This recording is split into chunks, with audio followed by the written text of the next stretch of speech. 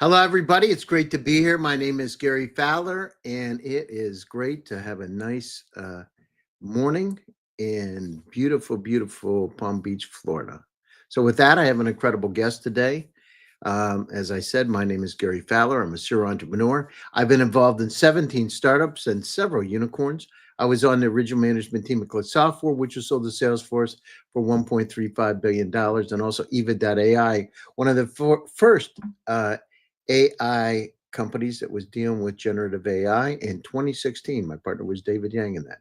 We believe at GSD that intellectual capacity is evenly spread around the world, but opportunities are not. And thanks to all of you, we're over at 1.3 million views of my show, and we've done well over 1,000 podcasts. So thanks to all of you. And let's get it going with an incredible guest today. So I'd like to introduce Hi Ho.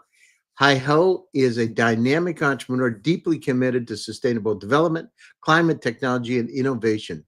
From pioneering Web3 travel startups to revolutionize renewable energy storage, Hi has consistently spearheaded impactful initiatives. Let's dive into how Hi and Alternō are shaping the future of sustainability. So, with that, I'd like to bring Hi on board. Hi.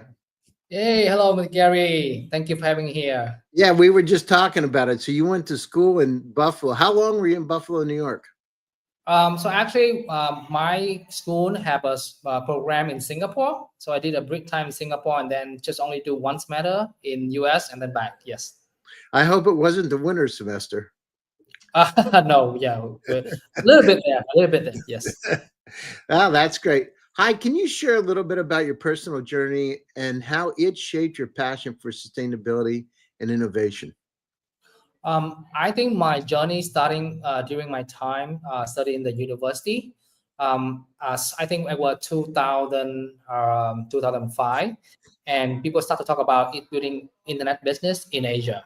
This is not like America, and I got a chance to learn about internet business. But I think one of the mentor that have been speaking to me that he say that if you have the power to say to a lot of people, say something nice. And if you have a power to empower a lot of people, do something great. And I think that was 2006. I built my first online internet community. We grow from zero to 500,000 users in 18 months. It's not a big number compared to the US market, but it's a big number within Asia. And from that communities, I always try to find how we can empower people's life. And throughout the journeys from online community to digital ebook apps to social networks, e-commerce later on, I will always try to find things that meaningful to do. Long story, then a few years later, I started my first internet business called the Trip with Double I. So what we are doing is like helping anyone to become a local tour guide. So this is Airbnb experience before Airbnb is doing that. Wow, that's great. And so we see those kind of companies out there, and one of the things if you look at it, empathy and compassion in these models, giving people experiences that they normally wouldn't have, and really hyper tuning it to them is critically important going forward. And using things like generative AI to be able to help us to be able to have those hyper personalized experience. So if I'm flying from San Francisco to Ho Chi Minh City, it should know what seat I want on the plane. It should know the kind of food that I want on the plane. It should know when I land, the person that I met in Buffalo, New York, that I went to a hockey game happens to be in Ho Chi Minh City, and let's set up some time to get together to go to a Thai restaurant in Ho Chi Minh City or a Vietnamese restaurant. It knows that we want to play pickleball or tennis. It understands you like your grandmother, right? It loves you and cares about you. And those kind of models, we got to lie. You're right about it. We're here a short period of time on this planet. We better figure out how to treat people better, right? And how to be able to help them. You said to make their lives better and to do something great. It is important to do something great and significant. And so, we're on the same page with that. I myself, we like a lot of frontier companies. Today at GSD, we have 180 companies inside our portfolio. By the way, we're an operational family office, mine. And the idea is, how do we find these great companies just like yours? You know, Hi, you've been described as a serial entrepreneur. What drives you to keep starting new ventures, especially in complex sectors like blockchain, climate tech, and sustainable travel? What made you decide to get in climate tech, by the way? What was there a trigger point that said, "Oh, geez, the world's changing and it's going to get warm, and I want to do something about it," or was it just because you heard about climate tech a lot and wanted to get into it? So I think even with my previous travel company, we want to do sustainable travel to have to avoid over tourism. And I think in a way, it also indirectly help with the climate and also the pollutions around. I think one of the key moments is in 2008 when I watched an Inconvenient Truth, and that is a kind of like a movie that changed my life. And I have been living off the coastal line from Vietnam, in the central of Vietnam, Da Nang City. And every single year, I witnessed the storm myself. And it just keeps stronger and stronger every year. So when I watched The Inconvenient Truth, I saw the reason I can see the projections if there's no change is made. And I think ever since that, I just have a question: how do I do this? How do I contribute my very little, small part to work on the climate change? But I think I have to wait until 2 years ago that I got a chance to really doing something within the climate space. I wanted for a long, long time, but only 2 years ago I got a chance. Well, I don't know if you know this. So we worked on a climate tech startup many years ago, and the guy that was there was Irving Crick, and Irving Crick was a student of Albert Einstein at Princeton, and he was about 75 years old when I started working with him. This is in the early 90s. But I remember Dr. Crick talking about these models of global warming, and people didn't believe it, right? But what people don't understand is that by the end of this century, the average sea level worldwide could go up 22 feet. 22 feet. Yes. And the problem is, it's not about just the water rising, it's about the kind of super hurricanes that are going to come out of it. So it's not going to be a category 5 at 150. It's going to be a category 9 at 250. And by the way, it's not, it's not linear in terms of the strength. It's exponential because the damage is unbelievable. I remember Dr. Crick telling me about it, and I was like, people don't understand. And how are you going to feed people if you have these? You see it in the coast. I see it down in Florida. How in the world are you going to feed people if you have this kind of weather, right? And that much water, and how much less land.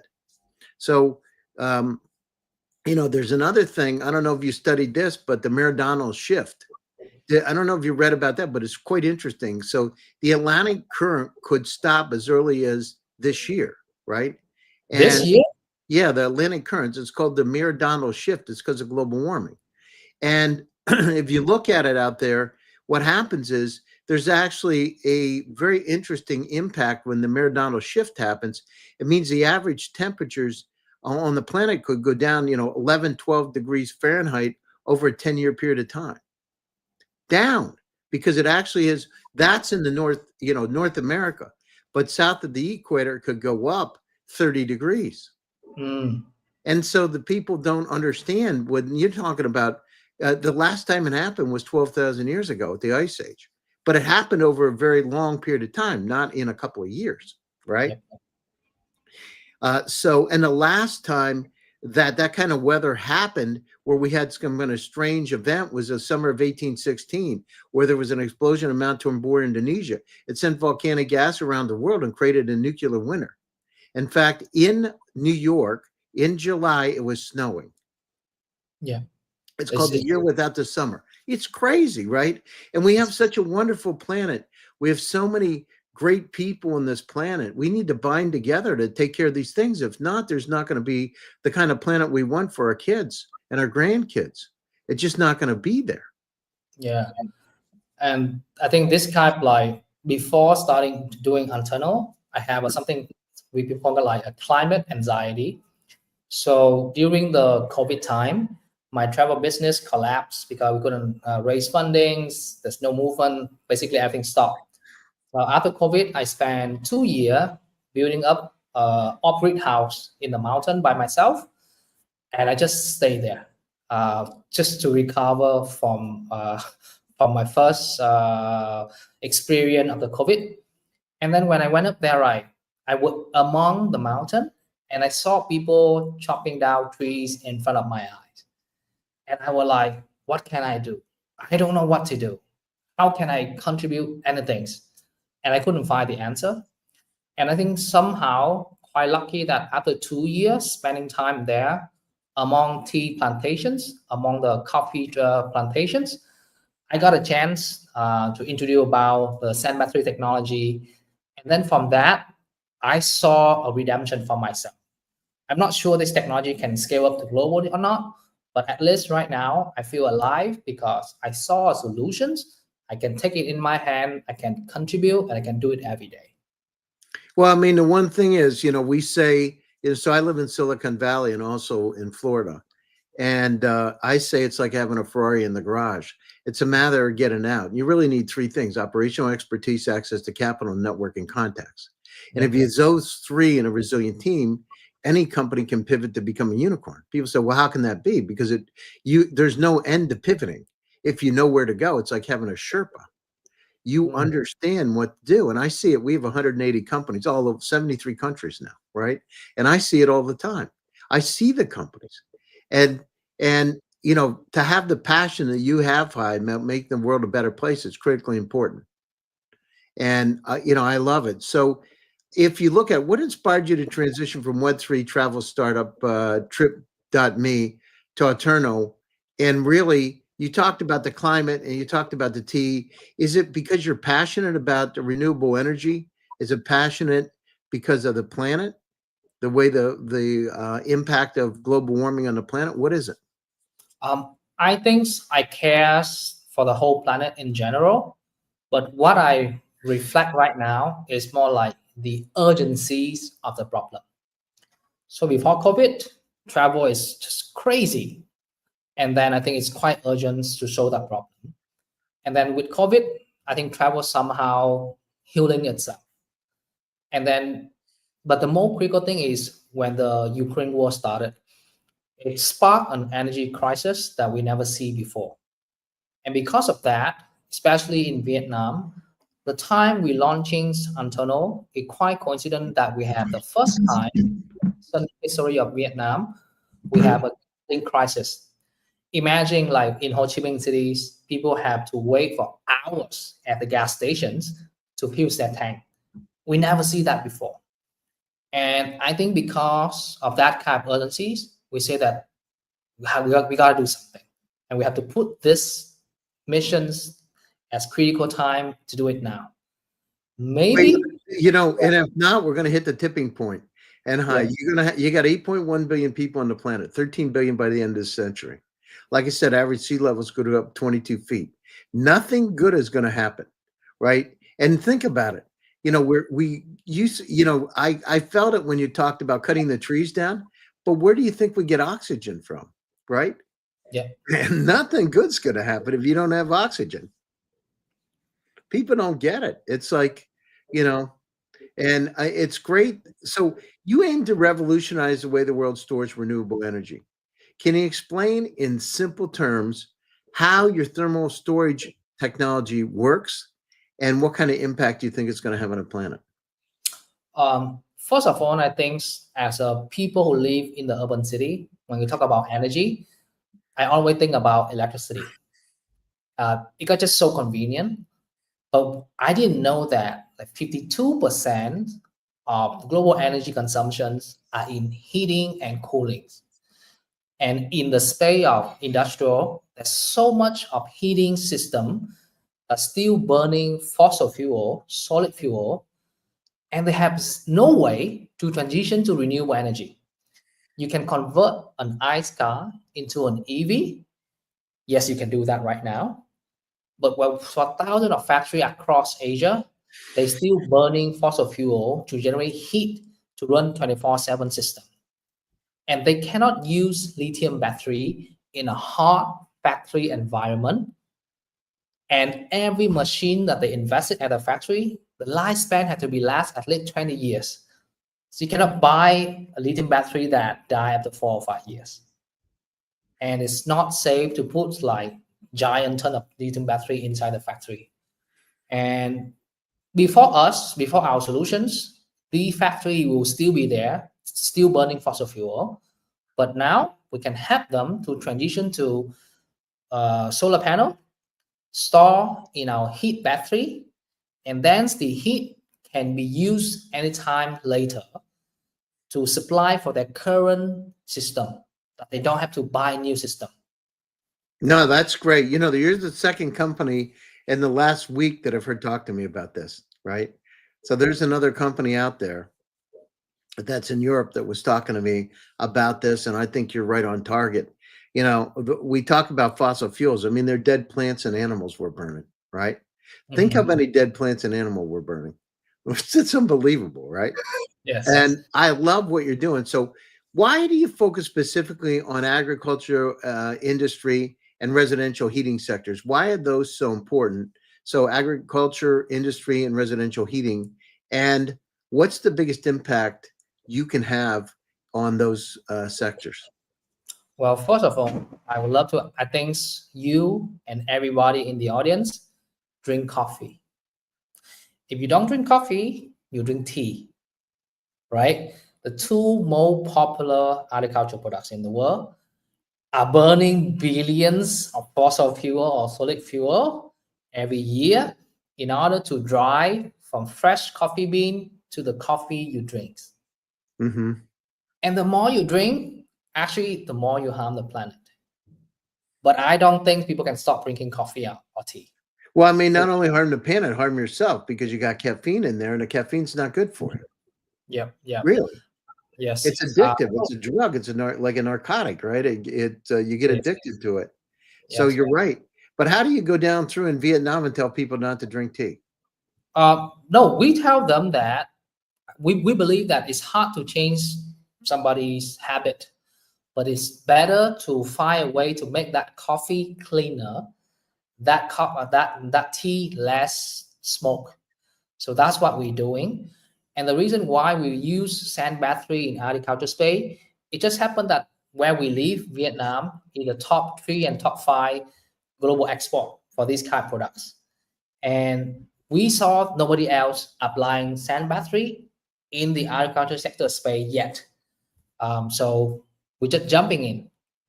No, that's fantastic. How does your partnership with organizations like Vietnam Rubber Research Institute contribute practically to sustainability? We saw a lot of old industry, teas, coffee, rubber,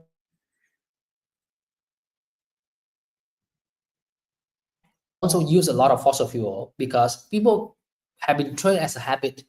If they want heat, they burn. And it's very hard to convert from renewable energy to go to heat because it will require a lot of capex upfront investment. So what we're doing is helping these factory decarbonizing by putting a stable uh, heat storage system to store renewable energy in the daytime and use it 24/7 after it's been fully charged. And we already estimate that if we be able to do this, we can reduce up to 100 metric tons of carbon emissions in the next 10 years. And that is a huge, huge number. No, that's huge. And have you raised money yet? Or have you raised money for your project? Where are you in terms of fundraising? Or are you self-funding it? We were quite lucky that we were back from day zero and we just have an idea. So we go through an accelerator program with Antler, and then follow on. We have a lot of investor impact fund, and also a lot of organizations that are helping us with grant to support for these projects. Yeah, I mean, the thing is, you want to get it out. It's not about just the grants, right? It's about getting it out there so people understand. Because I'm hearing about it. Yep. I heard about it within the last week. I talked to a company that's doing the same kind of things, and I talked to the former head of smart cities at Intel, and so we're talking about some of those things, right? How do we use these kind of this heat that's generated? We have so much heat generated. what do we do with it, right? It's not And just heat we generated, but also like wasted heat. So wasted heat. one Yeah. of the challenge that we're working on is the more AI we use, the more data center we need to build. And for data center, there was so much wasted heat coming out of the data center, and they don't know what to do with that. So that's something we are working on it until. I did some research one time and I looked at if you took, batteries, lithium ion batteries, most people don't realize they generate heat. And when you start putting a lot of cars together, there's a thermal greenhouse effect that, we were looking at, around the year 3000 based on batteries, right? Unless you're using things like lithium fluoride, the chemical batteries to do it. So this is uncharted territory, but we got to deal with this now, right? We got to go down through and use these alternate energy sources to be able to help us live better lives. So with your background in blockchain and Web3, DAO, Trip, how do you see these technologies intersecting with climate action? First, I think the kind of technology do not change the way we grow a startup. Across all the companies that I build, even with this company, I just say that the most important products is the team. Everything else will be a byproduct. Mm-hmm. So I was lucky to be able to find great people at different company, different technology. But I think I go over the same pattern of somehow attract the right person and also the right capital. And from that, we just build and accelerate the adoption of the technology. However, this time hardware is a little bit different because it's bulky. Our smallest sand battery is 2.2 meter, and the big one is in the term of 20-foot container, so it's huge. So there's a lot more hard work we have to put inside in order to move the product around. If you do software, we just click and then everybody get access, right? But Mm-hmm. this game, we have to learn a lot more on the logistics side of the business. So new challenge, but same philosophy. Vietnam is the world's third largest exporter of natural rubber. How do you envision Alternō influence in other industries beyond rubber towards sustainability? Where I think great products will be get a referral system. So actually, how do we get to rubber? First, we work with coffee, and then people within the coffee industry refer each other. And then the tea industry heard about us, and then the food industry. That came the rubber. And somehow I think we have enough media attentions about the problem we're having here is climate change. I think you and I connect today is because we care about climate. That's why we're here. And it's quite lucky for us that there are a growing amount of companies, especially in Vietnam, in Asia, that care a lot about climate. They don't, we don't go to them. Actually, like every day, the client go to us. They reach out to our website, to our pancake and say, hey, I have a problem with heat. I need to decarbonize. Can you help us? So somehow, I think the market is picking up that the client is coming. Yeah, well, if we don't, nothing good's going to happen, right? I agree with you. So, what emerging trends in climate technology are you most excited about? I think we're really excited about modular small nuclear reactor. Mm-hmm. We understand that no matter what we do, we can only handle the heat part, but there's the whole world is still using electricity.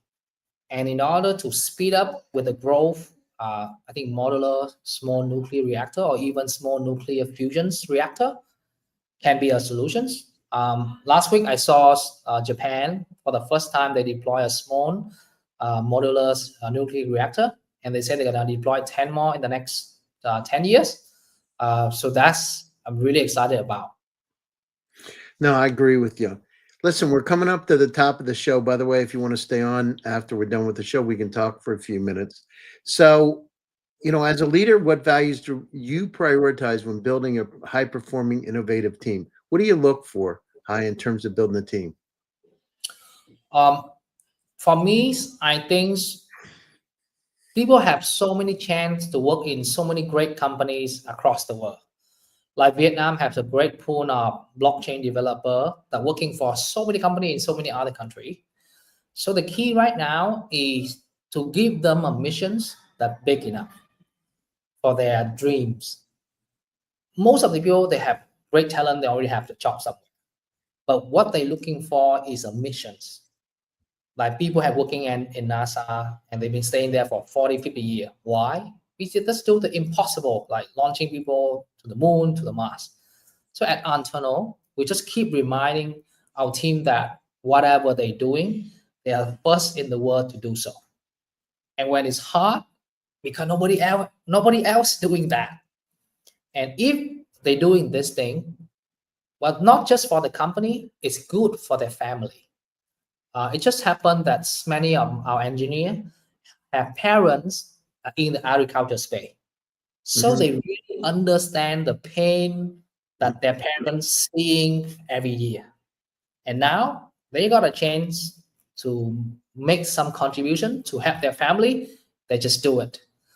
We're quite lucky that our team just like spend days and night working at the lab, at the factory, and they say that when I get up in the morning, I want to go to the company. No, that's great. Well, you were inspiring. You've done an incredible job. So, so closing thoughts. Hi, and how do people get a hold of you? How do people get a hold of me? Yeah, the LinkedIn. What's the best way to communicate with you? Yeah, LinkedIn. I think LinkedIn is a very effective way, and I spend a lot of time to reach out and to share my journey. I can just search for my name, Heiko Alternō, on LinkedIn. Then you can connect to me. And closing thoughts. First of all, I would like to thanks to express my deepest gratitude for you having me on this show. Like I don't think a small tiny companies from Vietnam get a chance to get on big shows like this and tell our stories across the world. And we hope that if you're watching this and you're an engineer, you're an innovators, find an innovation or inspirations, spend your talent on climate tech. That there are many companies or mission out there to work for, but in Hmm. the climate space, we're lacking of great people. So if you got a opportunity to think about the next company, think about climate tech because we need more people to participate. Whatever we do can only slow down the climate change. We cannot reverse it, but maybe in the audience, somebody's there who have a magic silver bullet that can change the world. And if it's because watching the Gary show, that'd be so fantastic. Well, it's great having somebody like you on high that's passionate about it, and and I share your passion because I've heard it.